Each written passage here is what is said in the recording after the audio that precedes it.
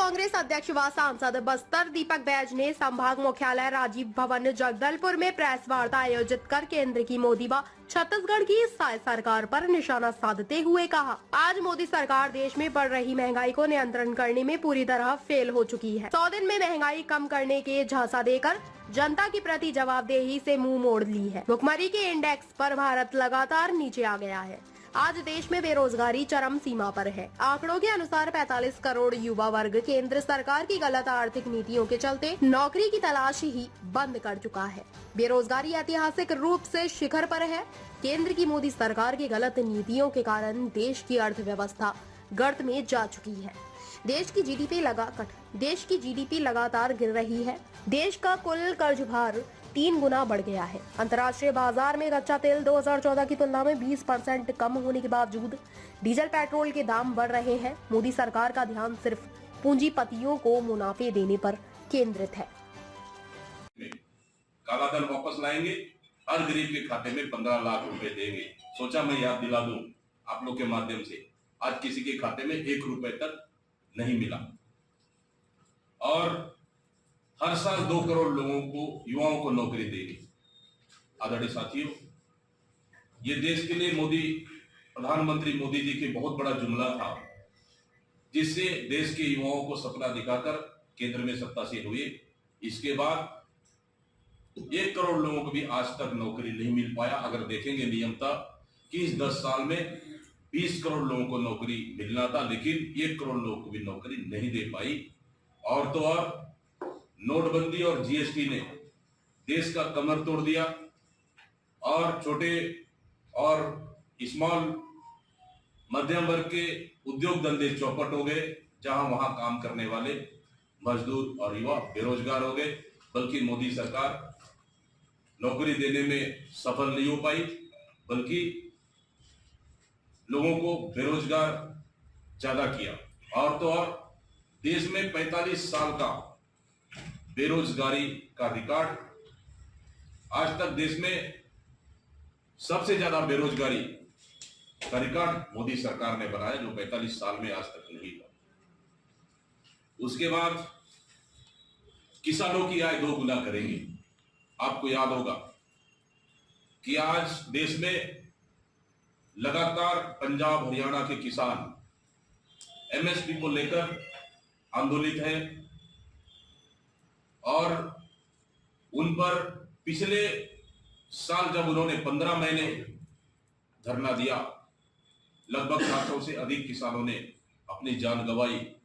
उसके बाद मोदी सरकार ने एक कमेटी गठन करने का निर्णय लिया ताकि उनकी समस्याओं का समाधान कर सके। आज तक कमेटी गठन हुआ नहीं।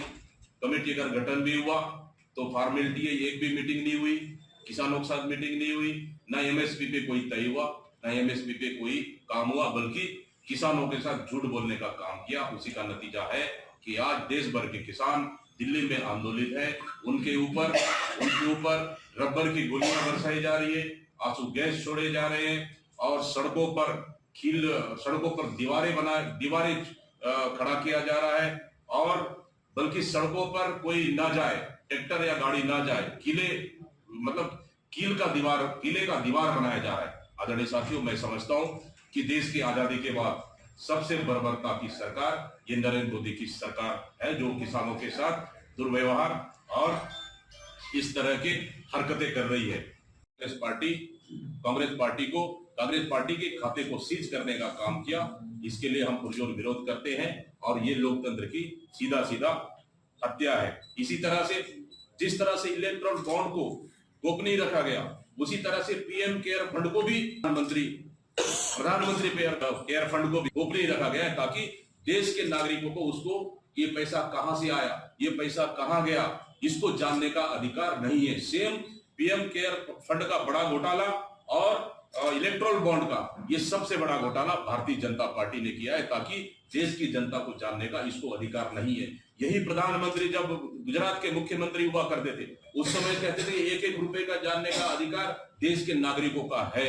लेकिन आज सत्तासीन होने के बाद उन्होंने अपने फायदे के लिए, अपनी पार्टी के फायदे के लिए उन्होंने इस तरह के कानून लाकर उसको गोपनीय तरीके से रखकर, ताकि देश की जनता को गुमराह कर देश की संपत्ति को लूटने का इन्होंने काम किया।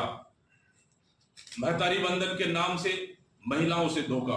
आदरणीय साथियों, जिस तरह से चुनाव में भारतीय जनता पार्टी ने वादा किया छत्तीसगढ़ में कि हम महतारी बंधन के नाम से प्रत्येक शादीशुदा महिलाओं को हम 12,000 रुपए सालाना देंगे, लेकिन आज सरकार बनने पर यहां तक कहा कि मुख्यमंत्री भूपेश बघेल के परिवार को भी देंगे, पूर्व मुख्यमंत्री रमन सिंह के परिवार को भी हम देंगे। लेकिन आज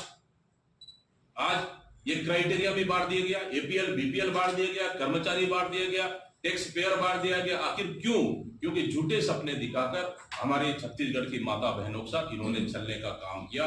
मैं मांग करता हूं कि सभी जिस तरह से इन्होंने वादा किया चुनावी समय में कि प्रत्येक महिलाओं, शादीशुदा महिलाओं को महतारी बंधन के नाम से लाभ दिया जाएगा, इसी तरह से पूरे नियम कानून, पूरे क्राइटेरिया हटाकर सबको महतारी बंधन का लाभ देना चाहिए। सर्व समाज के आरक्षण पर स्थिति स्पष्ट करे राज्य सरकार। आदरणीय साथियों, पिछले 14 महीने से अधिक हो गया है, हमारी कांग्रेस की सरकार ने विधानसभा में संकल्प पारित कर, सर्वसम्मति से पारित कर राज्य